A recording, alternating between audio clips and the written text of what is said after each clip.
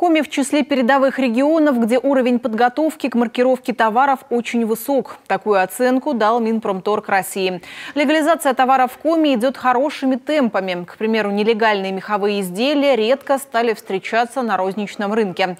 Сегодня обязательны для маркировки почти 30 групп товаров, таких как табак, обувь, духи, шины, молочные продукты и пиво. Республика возмещает часть затрат на приобретение оборудования для маркировки в виде субсидий. Как контролируется незаконный оборот промышленной продукции? Об этом сегодня говорили на профильной правительственной комиссии.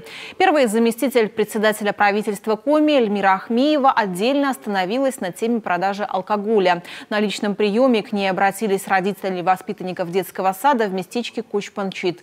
Пожаловались на то, что прямо рядом с дошкольным учреждением открыт магазин по продаже алкоголя.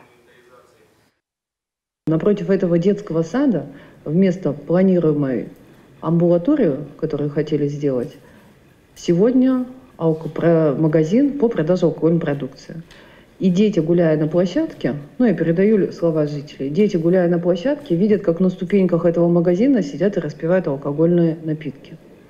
Поэтому все поручения тоже дала Ильдар Махмудович. Надо отдельно выехать с коллегами, может быть, из МВД, с надзором, и посмотреть, потому что это недопустимо, куда смотрят наши дети, для которых мы построили такой с большими усилиями, с большим финансированием детский сад.